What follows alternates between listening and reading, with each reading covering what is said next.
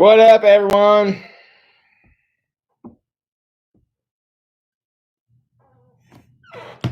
Hey, Gene Smith, she gets bonus points for Paco Tuesday. That's awesome.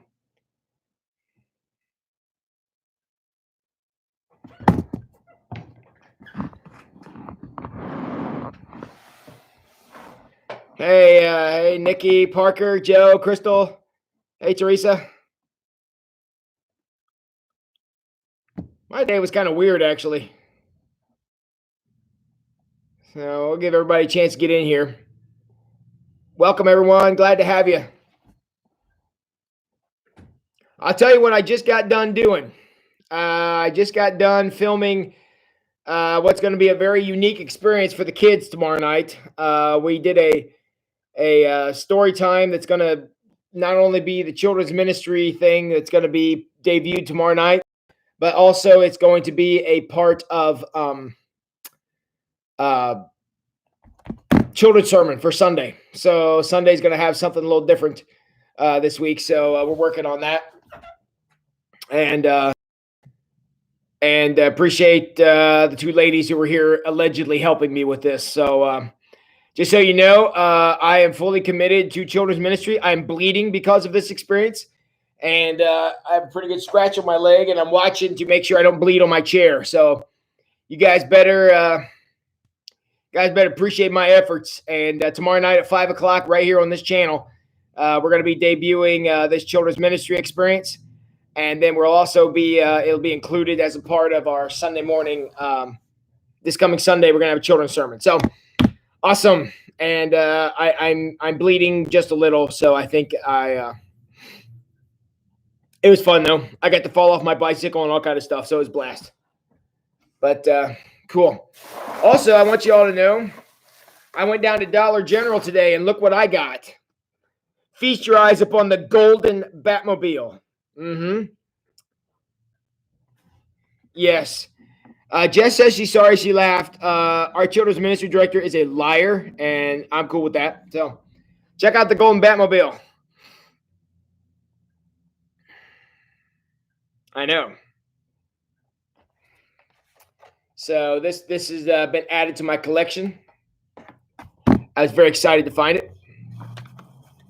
And excellent. I also managed to snag a right here. It's a Volkswagen Beetle pickup truck.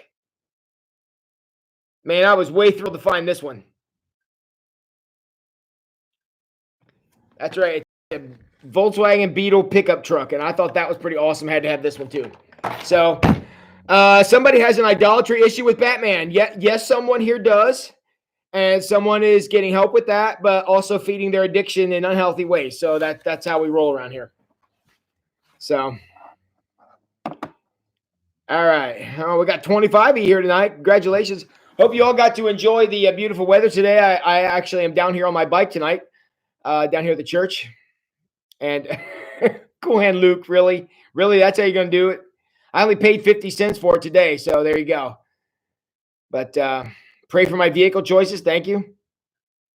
And thanks, Val. I did have a pretty awesome day. I got to go over to the Senior Citizen Center and assemble dinners that were made here at Forest Park. Thank you, Amy and Dave Jessen, who made those dinners. I was over there. Kim Kill was there, and Trina was there, and Jack and Cheryl were there to be a part of assembling those dinners. And they went out. It was roasted chicken and vegetables and potatoes, and there was some cheesecake and some cool things. So the seniors were eating well around our community today. We put together 60 dinners, had some promotional stuff in there about Wayne Street, how to get to our services, how to get to the study here tonight. And we'll see if any of those come back. But it was a good day. So you'll offer me 200% of what I paid for the gold Batmobile. It's $2, Joe. $2. So I'm jealous of the cool toys I have, and I don't really hold that against any of you, because if it was me, I would be upset too. So, all right. Hey, Beth, welcome. All right. Tonight is the last night we're going to spend in phase two. Phase two being the break me phase, and about God breaking people through difficult circumstances. Yes, Kim, and I was very glad to be able to stuff dinners in bags with you. That was awesome. So, so today is the last of, as I said, last of phase two of the break me phase, and he tells a story here, and that's what Gene's joke earlier about Paco Tuesday, which is bonus points for Gene. That's a gold star day right there, Gene. I'm proud of you. So we had the last couple of days. We're talking about Jason. You all know the situation with Jason obviously did not go well, and there was a lot of regret and a lot of things here. But today, for the last reading of this phase, he introduces us to a a different relationship that he had. And this is a guy named John, but he says he refers to him as Paco because Paco seems like a better name for a workout partner. I've had lots of workout partners through the years. I've never called any of them Paco, but hey, if that's what works for you, go for it. So, and that's kind of where my first observation for this chapter comes, because he says right here, he says, Paco seems like a better name for a workout partner. Just based on that sentence, do you see the difference in the dynamic between the relationship with Jason and the relationship with Paco? Just in that sentence, Paco seems like a better name for a workout partner. What difference do we see in this relationship versus the relationship he had with Jason?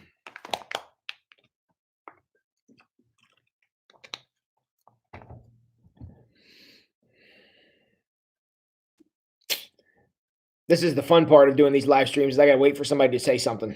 All right. Cool Hand Luke says he was more relaxed. Clearly he was. Joe says he knew the relationship. Clearly he did. One of the things we talked about in the relationship with Jason was how he didn't respect the power dynamic. And as Teresa just keenly recognized here, now he does. We're going to find the relationship between Paco and Craig is much more like this, which is what Craig thought he had with Jason. And again, for reasons, which are mostly irrelevant, that didn't pan out. So we can see the difference in the relationship. Now, he did give a little bit of a description of Paco. Yes, Val, they were equal. Exactly. He says Paco was older than he was. He doesn't say how much, but he was older. Says he was one tough dude. He says, I've never seen him throw a punch. He's way too kind to ever insult someone. But I have no doubt if push came to shove, I want him on my side in a street fight. All right, so this is Paco. Just based on that description I just read, and I'll read it to you again. Do you see the level of respect that Craig clearly has for Paco? Yes, exactly, Val. He says, Paco's older than I am. He's one tough dude. I've never seen him throw a punch, and he's too kind to ever insult someone. But I have no doubt if push came to shove, I want him on my side in a street fight. I mean, there's a lot of respect in that paragraph. And so clearly Craig has a lot of respect for Paco. And this conversation that we're going to have about them is interesting, okay? But Craig goes on to share a few more details. He says, you might guess that Paco and I don't cry together. Then he says, we don't talk much about our feelings. Now, when I read this through, and I tell you, I read these chapters through a couple of times getting ready for tonight. When I read this little description, this line where he says, we don't talk much about our feelings, man, jumped right off this little screen right into my face. How is this relationship different from the relationship he had with Jason? Do you remember how he described his relationship with Jason? I know that was like 2 days ago. But do you remember how he described his relationship with Jason? There's one word that he used in describing that relationship that is opposite in every conceivable way of the way he describes this relationship. Do you remember what that word was? When he was describing Jason, the relationship he had with Jason, how did he describe it? Do you remember? Do you remember how he described it?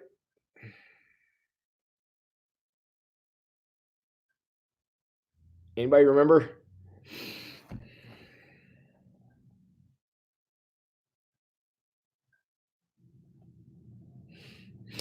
I lost everybody. Confidant. Randy and Susan, you guys got it. Fantastic. That's the word, confidant. A confidant is somebody you confide in. That's what a confidant does. And being a confidant, you share feelings. He straight up says, me and Paco never did that. And this to me shows that the dynamic of this relationship was far, far, far, far different than the dynamic of the relationship that he has had with Jason. Now, why do I point that out? I point that out to say, again, and we don't. I was trying to speculate how long ago the situation with Jason happened. The fact that the phone call came, he said, through an answering machine, so it was a landline phone. That tells me it was a number of years ago, and he tells me also that Paco and him have been working out together for 25 years. So my guess is that he probably met Jason and Paco around the same time. Again, that's an entire speculation. But you can see how the dynamic of the relationship was different. And the reason the dynamic of the relationship was different was because Jason and Paco are two different people. As you could tell based on the description, Paco again, all I know about is what Craig told me. But in this description, it seems like Paco's got his life together. And he was more available for the kind of equal relationship that Craig thought he was having with Jason. And that's a significant thing because obviously Craig was looking for that. He thought he found it with Jason. He definitely found it with Paco, and they're going to go through an experience together. And those of you who read the chapter know where they were able to connect in a very deep way through a bad thing that happens. Not nearly as bad as what happened with Jason, but yeah, I mean, exactly, Toby, the way Craig speaks of him, Paco does seem like a somebody he has a deep amount of respect for. I think that Paco and Craig are more on one level, but I think that has to do with the fact that Paco and Craig are more well-adjusted and in a better place in life than what Jason was. And Val's having a little ADD tonight. Awesome. Is the moon awesome? Anybody else see it? That full pink moon. What is it? Red in the morning, sailors take warning. Red at night, sailors delight. Maybe we're going to have a nice day tomorrow. I'll take it. So, all right. So for those of you who read the chapter, what was Paco's problem? He ends up coming down with a physical ailment. Do you remember what it was? What was the problem Paco had? The physical problem he developed.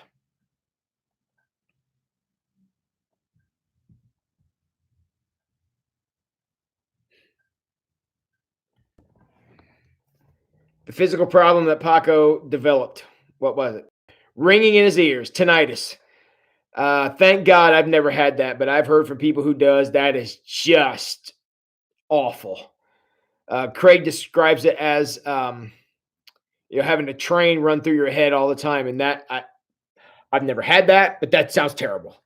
And so he really was going through a rough time with this, as I could clearly imagine. Now, one of the things that I find very interesting about Paco is how does Brad deal with that, Janine? I didn't know that. So one of the things that Paco did, if you skip down a couple of paragraphs after he's talking about the tinnitus, there's a paragraph that starts with, after traveling to top experts and specialists. You start there with that sentence. It says, Paco got the best advice from a fellow tinnitus sufferer. Think about that. He went to experts, specialists, as I'm sure he did, to try to get this fixed. Did all these things to try to get this back together or make it go away or deal with it or something. And finally came down to the best advice Paco got from anybody was from a guy that already that had suffered from tinnitus or was suffering from tinnitus. Interesting, is not? That all the experts and all these people and the best advice he got was from somebody who'd been there. Imagine that. Paco, once he exhausted all the obvious ways of going to the experts and the doctors and whatever else, he finally went to somebody who was dealing with it. I mean, And any of you who are ever looking for advice on an issue, you're a whole lot better off to get advice on from somebody who's been there. And yes, Cheryl, there is no cure for tinnitus. I've heard that, and that goes for lots of things in life. I mean, that's why I get very very squeamish about when people want to come to me to talk about parenting issues, because I have very limited experience with that, and so I have a very difficult time speaking to those kinds of things because I've not been there. Now, you want to talk about a whole plethora of other kind of things? Yeah, I've got lots of experience in that, but that's one thing I don't have not much successful experience with. And the best advice comes from someone in the trenches, Toby. That is completely correct. And yeah, Teresa deals with tinnitus too. Yep. Kim says, Toby, thank you for that very generous offer, but I'm going to pass. I don't feel like I need to have every experience on earth, and I have no desire to have that one. But thank you. Your kids are wonderful. Kim says, yeah, go to somebody who's experienced it. And a lot of times in life, what do I want to say here? We don't always turn to those kind of folks as quickly as we should to hear from people who have been there. And so that's an interesting thing. But that's where he went. And there's something to be said for that Paco was able to get the best advice from somebody who has been there. Now, the other interesting thing is, I'm sure the advice Paco wanted was, the whole take 2 of these and call me in the morning advice, where it's like, you eat some vitamin K and some, riboflavin or something and take that and it all goes. I mean, that's what he wanted, I'm sure. But as we have all, and Cheryl confirmed for us, we don't have that, whatever that is, we don't have that. And so it's interesting the kind of advice the guy gave. The guy said, it ain't getting better. It ain't going to go away. It may ebb and flow and sometimes be worse than others. And there's certainly things you can do to mitigate it, but it's not going anywhere. So he says, best thing you can do is to live in spite of it. Don't live around it, live in spite of it. And that's good advice. The guy told him, he says, pour out your life serving others. He says, pour out your life in serving others. Now, y'all know phase 3 that we're going to start tomorrow of this prayer cycle we're on here with Craig is send me. That's going to be the final prayer. So we prayed search me, we've prayed break me, and now next week we're going to start praying send me. Do you see how that line of advice, pour your life into serving, do you see how that is a send me prayer? Pour your life into service. God send me. I have this experience. Paco has the ability to speak to people with tinnitus in a way no one else can. I'm quite sure that's not an experience he wanted to have, but that's where he's at, and that's what he's going to have to go forward with. So that's what that guy said, live in spite of it. Go forward and serve. And that, my friends, is a send me prayer. Because we can't, as Toby says here, so many times we let our issues rule our life. I mean, I will say a big old amen to that. I've done it and I've seen it. And so have all of you. And even though, as Cool Hand Luke says, we don't all take advice, well, we don't take it because we not hear what we want to hear. But also there are people out there that he says don't give advice well. That's also true. So that's why you always have to have a measure on what you're hearing, because you want to make sure what you're hearing is legitimate. Kim says, you think about your own problems less when you're helping others. I will give an amen and a what up to that, because that is true.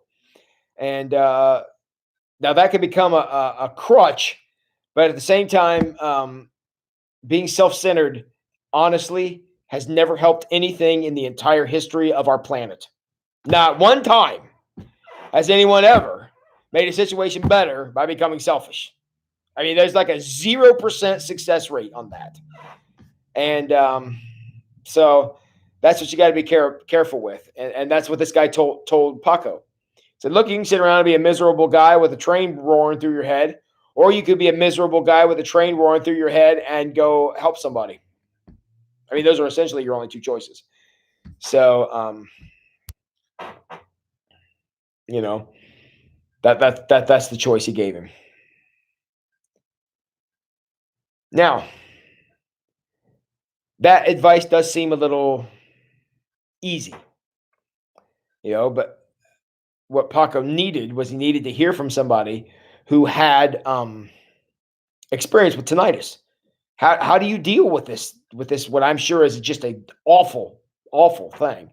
How do you deal with that? And the guy said, here's how I deal with it, which is better than all the doctors who were saying things like, well, certain percent have been helped by this and a certain other percent have been helped by that. And sometimes if you go here and say this and turn around in a circle 3 times and tap your heels, sometimes it gets better. And that's not what he was wanting. How can I adjust my life to make room for this freight train running through my head?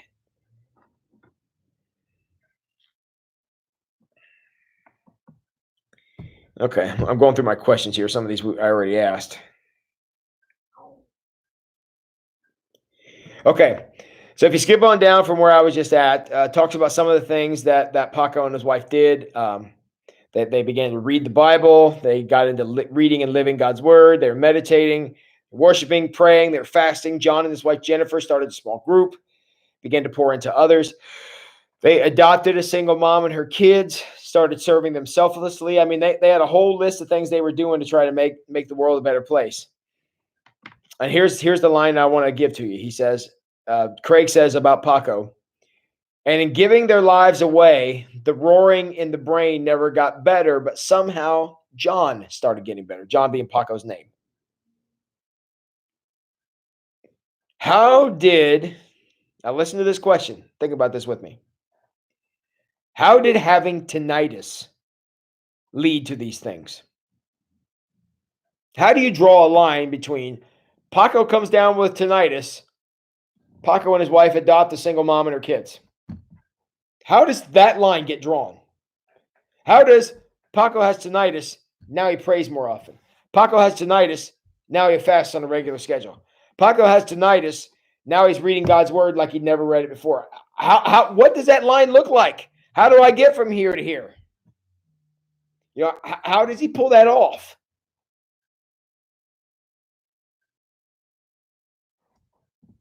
How does that line get drawn? How does getting tinnitus cause somebody to serve in this particular way?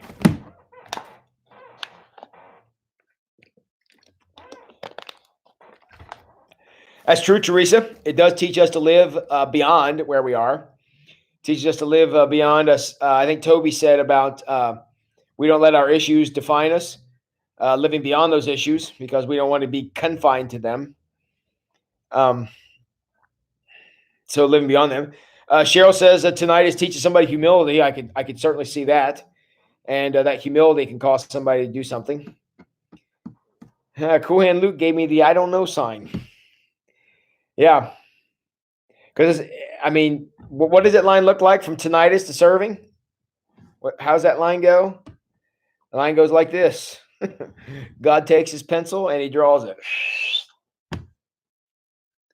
That's how it works. The only way that line gets drawn is if Paco and his wife turn toward the Lord. Paco gets mad. Paco becomes bitter. Paco becomes obsessed. Paco becomes distracted. Paco becomes miserable. That single mom doesn't have anybody in her corner anymore.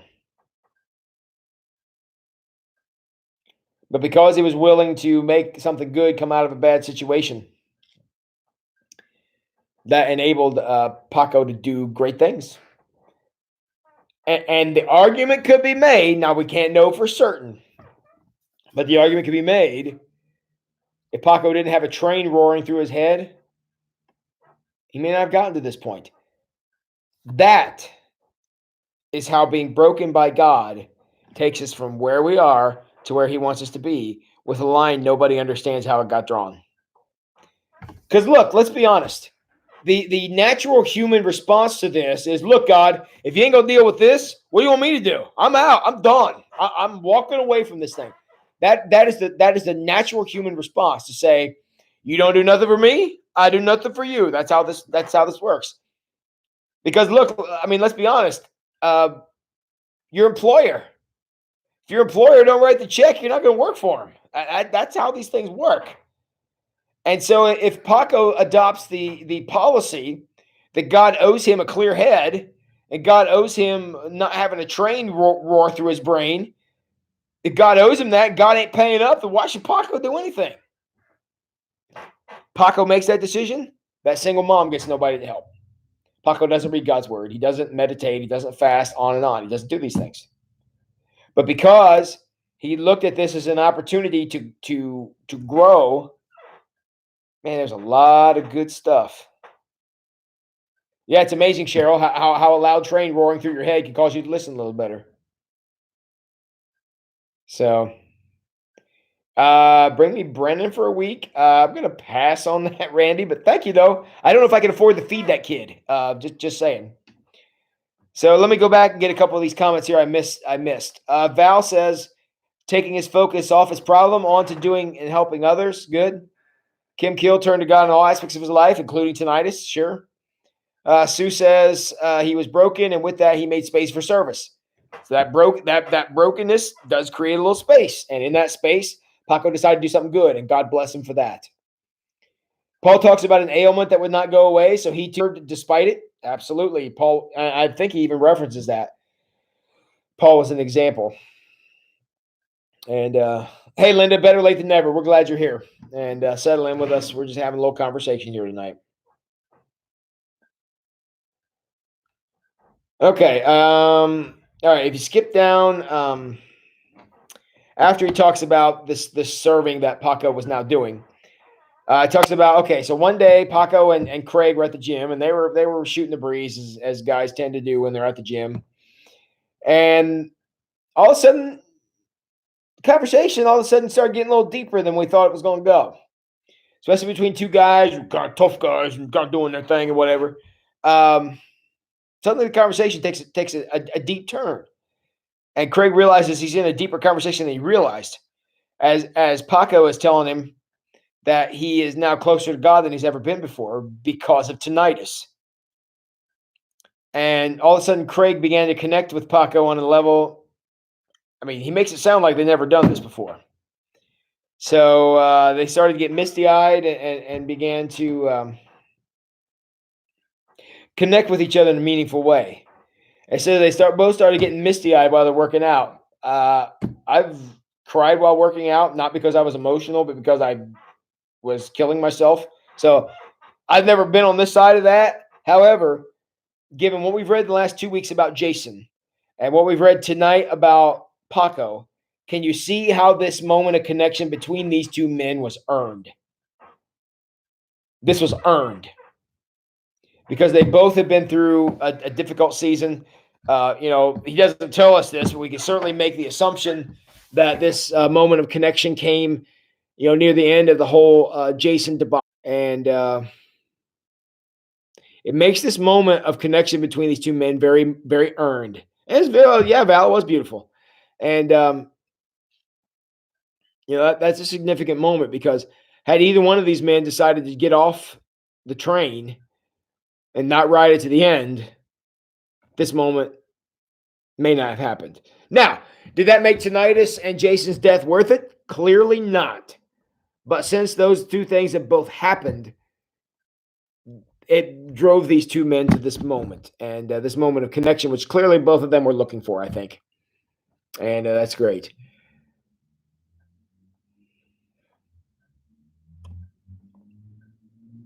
So,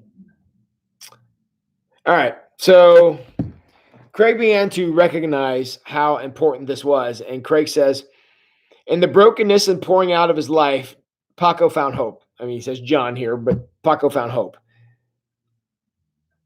Explain that sentence. Or actually better than explain it, give an example of it. If you're willing, give an example from your life.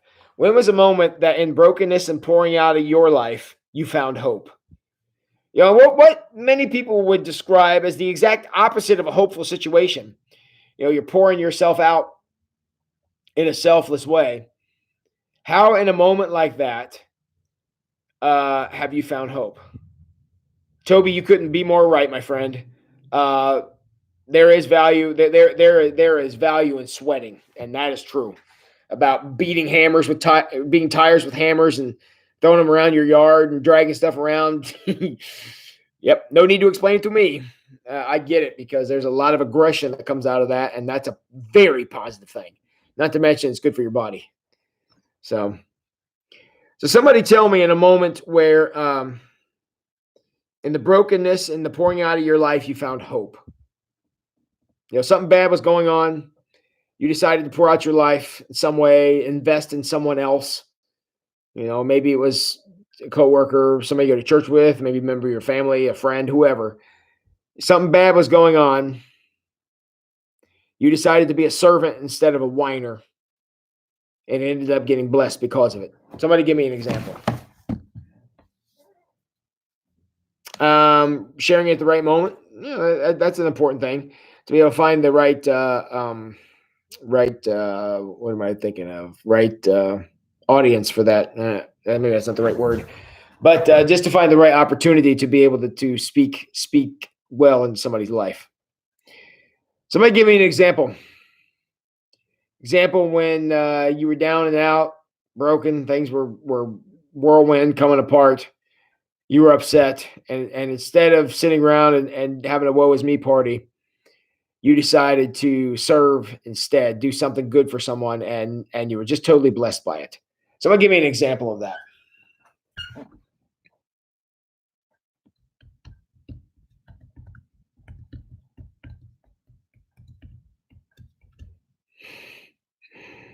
This is when the asking deep questions on YouTube live streams are tough. All right, Audra, that's a good one. Many of you have done this one who are in this chat, talking about serving in the kitchen at Emmaus. It's a very healing part of serving. And a lot of people have such a powerful experience at Emmaus that's the first thing they want to do is turn around and get back. And Emmaus is a great place to go and experience that kind of pouring out.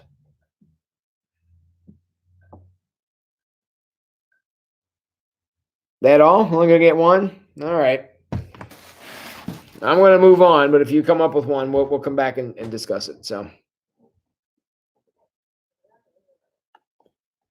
okay.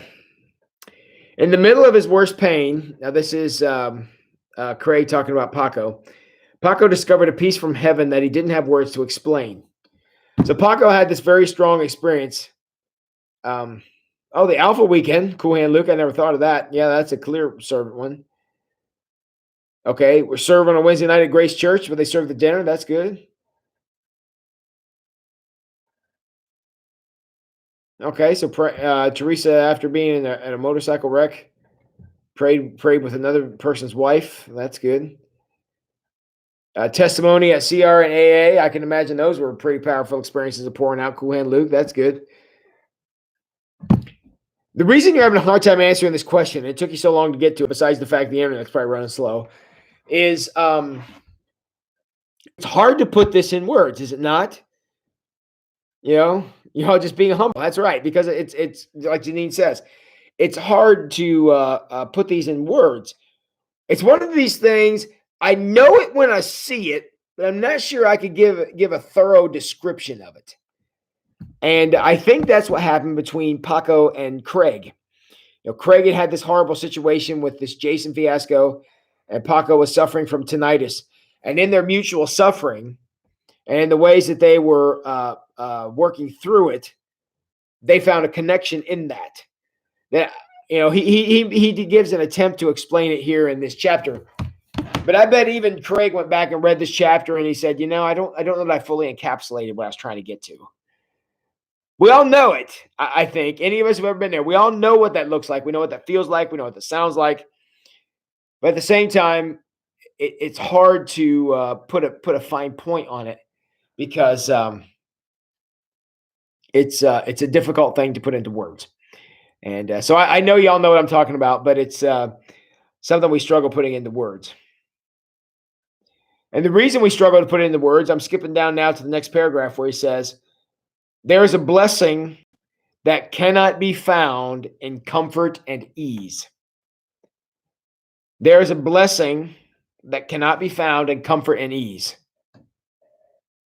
I'm going to give you that one as a true or false. True or false? There's a blessing that cannot be found in comfort and ease. True or false? There's a blessing that cannot be found in comfort and ease. True or false?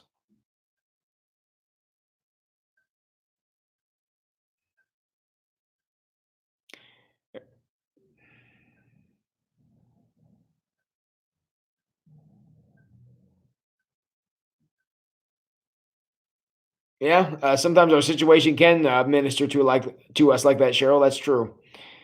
Women's retreats, good. Iron stronger after the fire. Okay, got a couple of trues here. All right, getting some more trues. True or false? There's a blessing that cannot be found in comfort and ease. Okay, Trina talks about caring for Darwin again. I'm sure you do miss that little guy.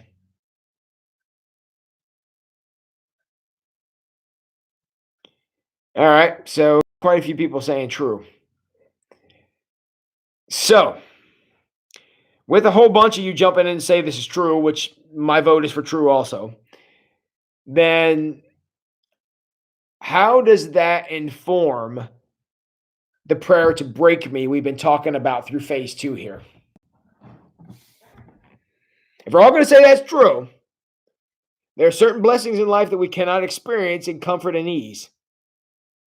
How does that correspond to phase 2 of this prayer cycle where we're talking about being broken by God?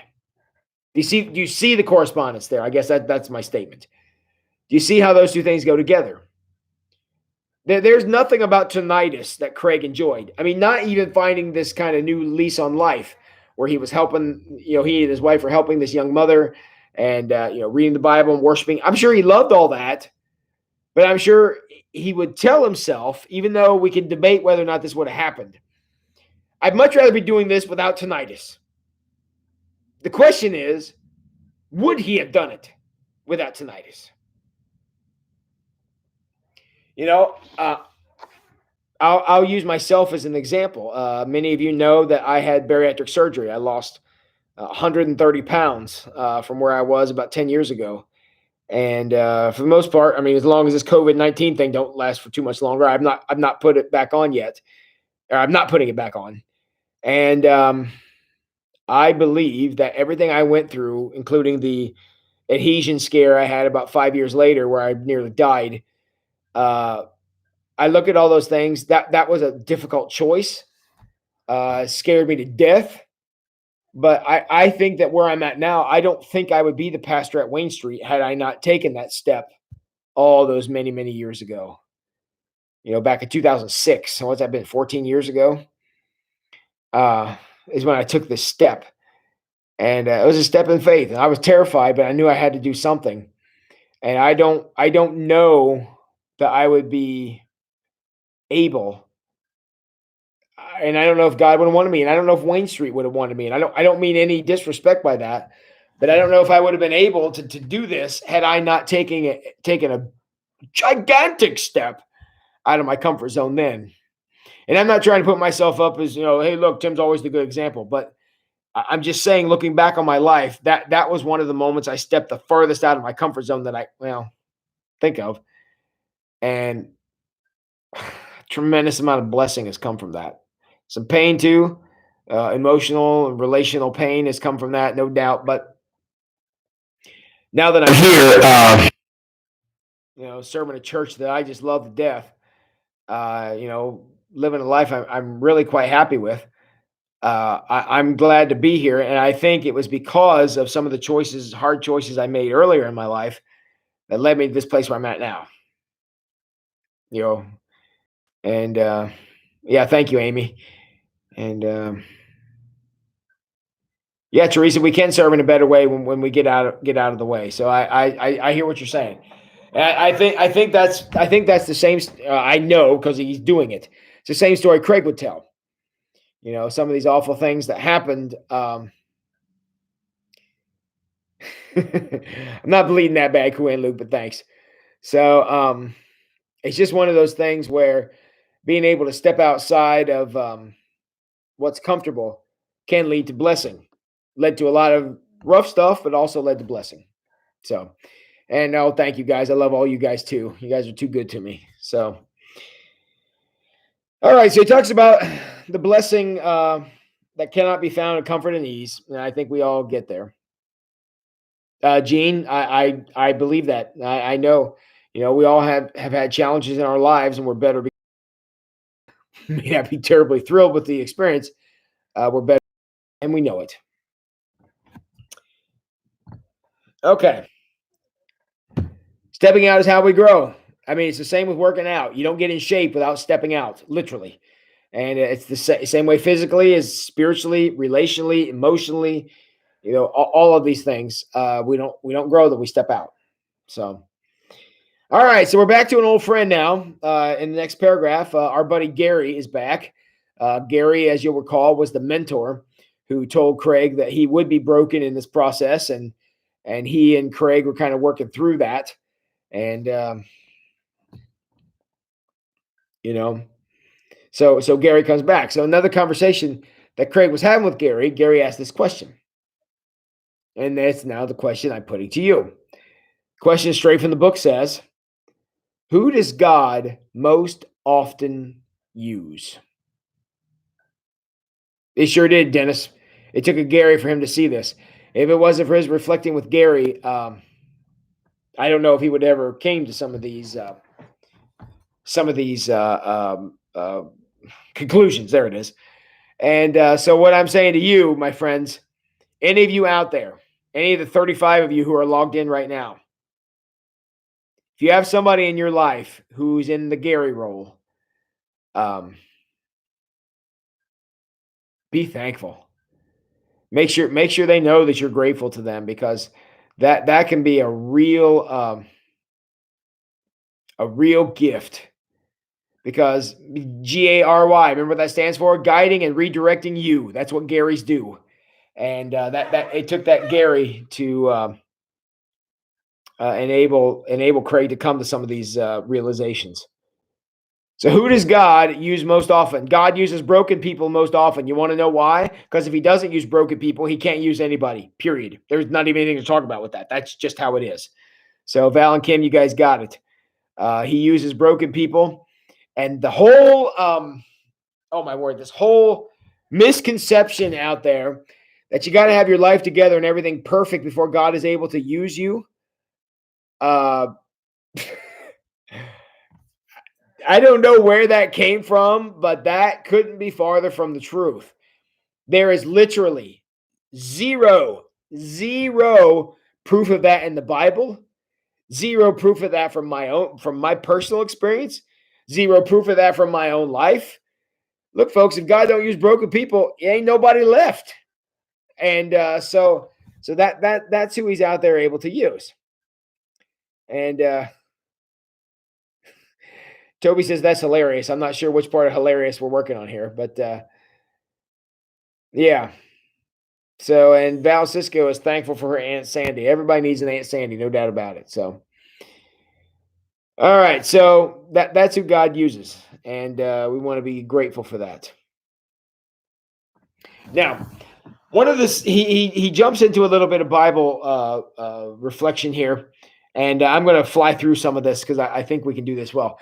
Any of you who've ever seen the movie, and again, I'm not recommending this movie. It is a hard R-rated movie, but I know probably most of you in this chat room have seen it. Is The Passion of the Christ. I'm taking my life in my own hands by saying I have some problems with that movie, but there are certain depictions of certain scenes that are done ridiculously well. And one of the scenes is the scenes he describes here. He talks about how when Peter, the third time, when somebody says, "Hey, aren't you one of the guys?" He's like, "Well, Jesus who? I don't know who you're talking about." there's a scene. It says the Gospel of John that Jesus looks straight at Peter, and the Passion of the Christ. That movie portrays that scene hauntingly. It's extremely well done. And any of you who ever seen it know that scene I'm talking about. And so it's interesting that Peter goes from Jesus, who I don't know. He goes from that guy to preaching the first sermon the church ever heard. And I'll explain that in a second. Let me get to the chat room here. Back to God doesn't call the qualified, he qualifies the called. That's a cliche, Kim, but it's absolutely true. Perfect people don't exist. Just don't tell those people that think they are. Yeah, they'd never like to hear that. Ask Jesus how that goes for you. So, all right, good. So, all right, we must have a huge lag in the chat because I think you guys are answering the question I asked a while back here. Okay. Thanks, Val. Thanks, Miriam. And thanks, Ange. So, anyways, let me explain what I mean. The birthday of the church is yeah, Jesus does a lot of mic dropping in the gospel if you go back and read it. But Jesus definitely gets a nice told you so moment. But if you remember, Peter goes from so Jesus is arrested and Good Friday's getting ready to happen. Peter's running around going, Jesus who? I don't know that guy. He's running around saying that, and so Peter goes from that to a very short time later preaching at Pentecost in Acts chapter 2. Now, Pentecost from Acts chapter 2 is the birthday of the church. The church, as we conceive of it today, did not exist until Pentecost. That's when the believers were together. And one of the amazing miracles that happened is all the racial, all the ethnic, all the divisions, all the economic divisions, all the men and women division, all those divisions were gone. Everybody was speaking and everybody was understanding, and it was just this powerful moment.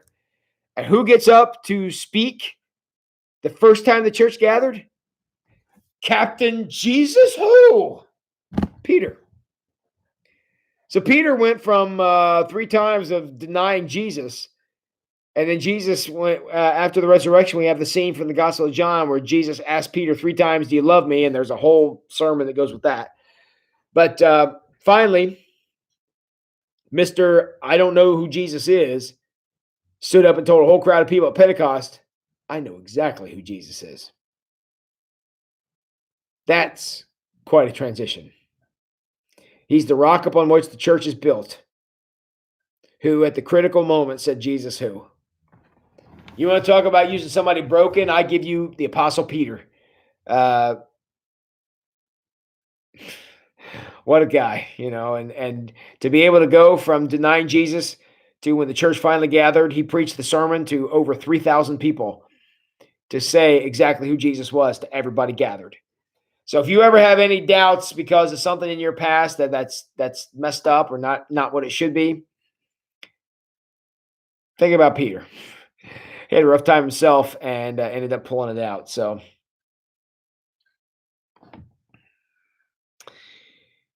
all right. All right. One of the last things he gets to, good grief, we still have ways to go. One of the last things I want to get to, then I'll say it that way, is he says, if you skip down a few paragraphs from where he was at, he says, we may not be broken like Peter or even broken like each other, but we will all face moments in life when we have a choice to make. Are you familiar with life-altering choices? I'm going to assume the answer is yes. You all have made significant choices in spouses, careers, service, children. I mean, you all have made a number of significant life choices where, you did things, said things, didn't say things, didn't do things, whatever. You did all that, and life was different after that. Life changed because of what was willing to go there. And yeah, Val says she has, and I know she's speaking for all of you. You've all made significant choices. You are right now the product of the choices you've made. And that could be wonderful, or it could be mildly less than wonderful. But that's what you're a product of. And yeah, Randy. Yep. And not all good ones. Yeah, look, that's where we all are. We've all made those mistakes. And so he says in those life altering choices, he says, when Gary told me I'd be broken, at first I fought to avoid the idea, as anyone would. He fought to avoid the idea, but as he grew, he changed. He actually began to pray for it to happen because he saw how well God can use brokenness to do wonderful things, and he did. So he goes on to make a statement then. Okay, so we know what those life altering choices look like. We've all been on one side or the other of that. He skipped down a few paragraphs. He says, being broken is not just a moment in time or born out of a single painful event.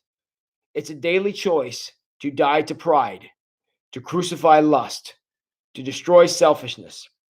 Rather than living a life of ease, it's a choice to live a life of faith. My friends, how many of you out there now realize that your experiences in life prove the rule that he just gave? Because how many of you know that if you don't crucify these destructive habits, you know how much room in your life they'll take up? He talks about some of them. He mentions a few: pride, lust, selfishness. Sounds like 3 of the 7 deadly sins, right? If you don't crucify those things inside of you and make them obey you or get lost, they take up a tremendous amount of space. If you feed those things, they don't do nothing but go. And that's what he's talking about here, how dangerous that is, because you allow those kind of things to run rampant through your life, and they'll start taking up more space than they deserve. That's why sometimes God has to break us to give room for that stuff to run out. Yes, Cool Hand Luke, I absolutely did have a sermon on this, talking about the clay pots or clay jars, and it gives a chance for those things to run out. So, and then he kind of starts to wind down his discussion here a little bit with one last observation I want to make. He says brokenness is actually the first step. See, that's one thing I guess I need to make clear here as we're finishing up phase 2 is we have to understand that brokenness is only a step in the process. It's not the destination. It's not the final word. It's not the end of the experience. Being broken is only the beginning. The story starts. And there's a grand finale to any story God is a part of, and that grand finale is always good. I mean, just read the gospel. There's a pretty good upturn at the end. But the idea is that brokenness is actually just the first step in the process, and it's the way that starts it. So it's not like when life falls apart and disaster strikes, the story ends. When this whole terrible thing happened with Jason, that wasn't the end of Craig's story. And the reason it's not the end, he says, and I like this line.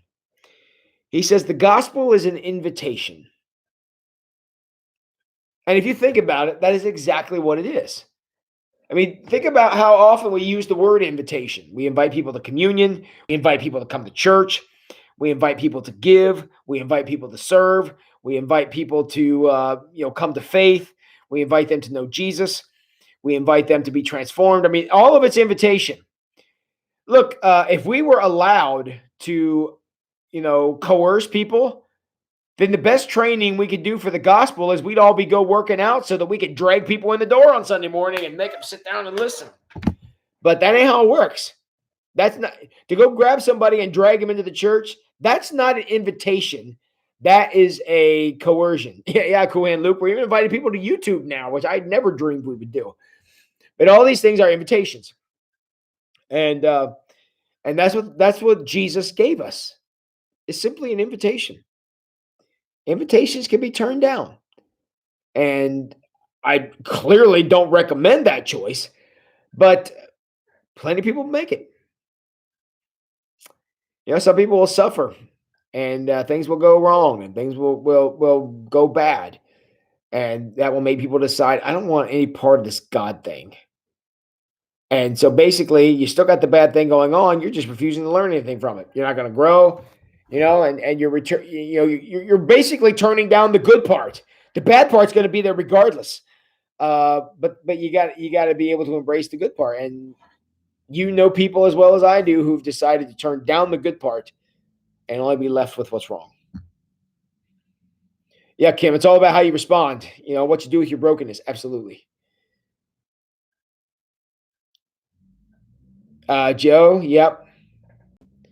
Yeah, Joe, I'm with you. A lot of people who have a lot of passion around certain parts of the gospel, that passion comes from a hurt, comes from a brokenness, comes from pain. It comes from something real bad. When people feel really strongly about things, those things are always built on past regrets and painful things that have happened. And if you find somebody who has a true servant's heart, that comes from a place of bad situations, you know, and it's you know we could debate why that is, but based on what we've read here in this phase two, we know for a fact that that's where the servant's heart comes from.